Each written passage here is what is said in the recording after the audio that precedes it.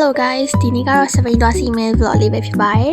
ဒီတော့ပြင်ဆင်စရာရှိရည်ပြင်ဆင်ပြီးမှအင်အားစားထားပါတယ်ဒီအုတ်ထုတ်ကတော့ဟိုနေ့ကနဲ့ချီစီပါသွားပြီပေါ့နော်အင်အားထွက်ပြီးပန်းချံမှာကလေးတွေကိုစောင့်လိုက်တာတနားရီလောက်ကြာသွားပါတယ် One eternity later မလူဆောင်ပြီးဆိုတော့ပိုင်းမှာသူတို့နဲ့တူတူမနက်စားသွားစားကြပါတယ်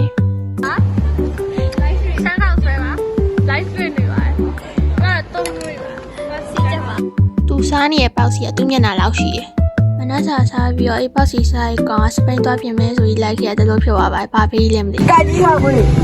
ကာကြီးခေါက်ကိုမိုင်းထားရချိန်တော့ကာကြီးခေါက်လည်းပြန်မိုင်းတော့ရွာနေနိုင်တယ်။အချိန်မှာအိမ်မပိုင်နဲ့ယောက်ျားလေးတော့ယောက်ကသူတို့မမီကြီးခေါ်လို့ဆိုပြီးအိမ်ပြန်သွားကြပါတယ်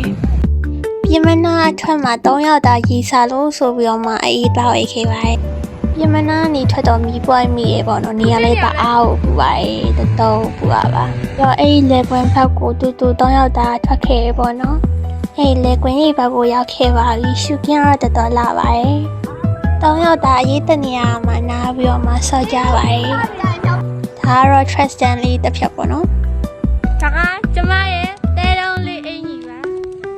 လှည့်ပြီးကစားနေမှာအောက်ရောက်တော့သူကဘုံငနေကြရောဒါမဲ့အမှတ်မရှိပါဘူးကိုမကြောက်ဆိုတော့နောက်တစ်ယောက်ကိုထက်လဲပါတယ်အခုကတော့ရေစားလို့ဟိုဘက်မှာရှိတဲ့ရေဦးစင်ဘက်ကိုသွားမလို့ပါရေဦးစင်ဘက်ရောက်တော့ရေတောက်ပြီးတော့မှနားကြပါတယ်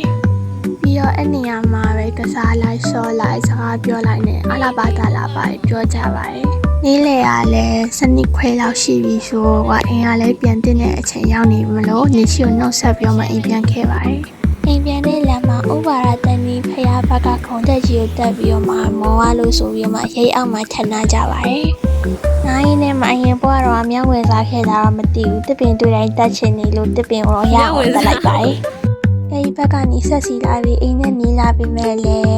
ဘိုက်စာလို့ဆိုပြီးတော့မှဆွေးပုတ်ပေါ်ရဲ့ဆိုင်မှာထမင်းဝင်စားခဲ့ပါတယ်။အဲ့မှာထမင်းတူတူစားပြီးတော့မှအိမ်ပြန်ခဲ့ကြပါတယ်